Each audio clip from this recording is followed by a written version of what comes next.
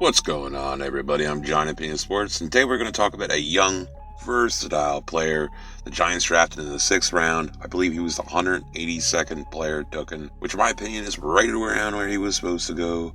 Yes, I'm talking about Darrian Beavers. But we're going to touch on his scheme fit, my expectations for him early on in his career, touch on maybe his best traits, what he's going to need to work on to become a solid contributor on this defense. I always also touch on just frame, build, body. And there's just not much to say in that department. Beavers is sitting at 255 pounds, which to me is a sweet spot for linebackers. Now, Beavers is a bit of a throwback middle linebacker. He's big and strong. You're not going to see sideline to sideline speed, but anything down in between the tackles, he's going to be in the mix. In my previous video, I talked about my concerns with Micah McFadden. And my concerns with him was just getting off blocks. And Beavers is kind of opposite. He does a pretty good job getting off second level blockers. Now I'll say this, I think he's going to have to improve in that department, but I do like what I've seen. Right now, I think he's adequate in that department. I also like his play recognition for the most part, but he's not the most instinctual player in the world. Now it's possible I'm not seeing it because, he wears so many hats.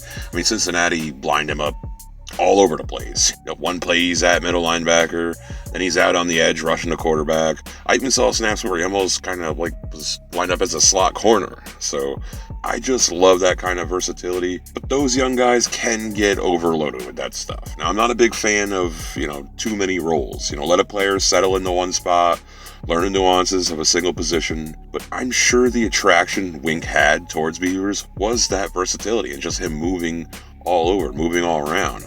Now, I'm not an expert on Wink's system or anything, but it seems like, he wants at least a couple guys on the roster that he can just line up all across the line, send them from anywhere at any time. Now, I think Beavers could pull that off. I even like his coverage as long as the pass plays is in front of him. He comes down in coverage and lays some lumber. I like to see that. Where I worry about him in coverage is just down the field. You don't want to see him 20 yards down the field covering George Kittle. That's not good. But I feel good about him covering just running backs coming out of the backfield and just on short route stuff. And I do want to mention this. To be fair, Beavers actually mentioned, I think yesterday, that he takes pride in his coverage, and he's going to work on improving that part of his game. So, it was good to hear him acknowledge he's got work to do. There's just limitations to his athleticism, and that's what it boils down to.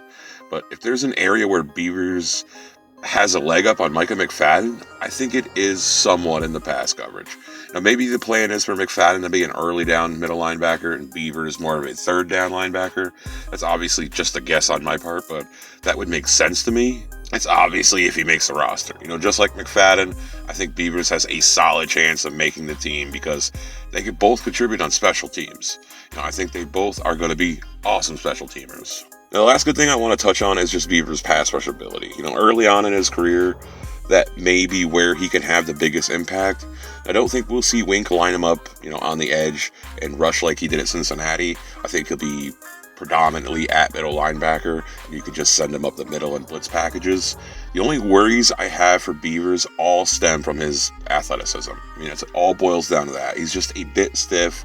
He plays a bit too high. His lateral movement is not great. He's going to have to find a way to overcome those limitations. So processing faster is going to be a must for him. He's going to have to just really study. Now that comes with time. Players get smarter. That happens. But if the coaching staff does want to move him around and just line him up at different positions, he may be more of a developmental player. Again, I hope he settles in at middle linebacker and gets consistent reps at that spot. If he gets beat out in camp, it is what it is. Now, I'm leaning towards Darrian Beavers being a developmental piece personally. I think year one, he'll be a solid special team contributor, and I just don't see him getting a whole lot of playing time on the defense. Obviously, that can change with an injury or two on the defense. I do have some hope for Beavers down the road. I think he's going to be a player to keep an eye on, year 2, year 3. But I'm going to be patient here with him. The versatility really intrigues me. I do think Wink could find a role for him if he shows out in camp. And you never know with these young players coming out of college. Who would have thought a player like Tate Crowder could hold his own right out of the gate? He was the last pick in the draft. Right now, though, I can't see Beavers beating out Micah McFadden or Tate Crowder. So I have Beavers middle linebacker number 4 on my depth chart. That's just me personally. But, listen, he could hit the ground running and wing the system. I like every aspect of his game, but he's just got a little bit to improve on in every aspect as well. And the lack of athleticism really gives me a bit of pause with him. Like, I have to see how it translates, in the NFL. So a part of me is almost at a wait and see right now. Would I be shocked if Beavers carves out a role year one? Absolutely not. Are you going to get that prediction from me? Out of me? Absolutely not. But let me know what you guys think. Do you think Darrian Beavers can make a year one impact on the defense? Or do you think he's more of a developmental piece?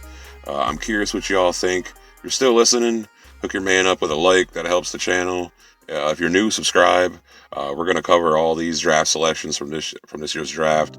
And then it's on to my yearly expectation videos for each position. You guys seem to have really liked them last year, so they're coming back. Thank you all again. Take care. Stay safe, and peace.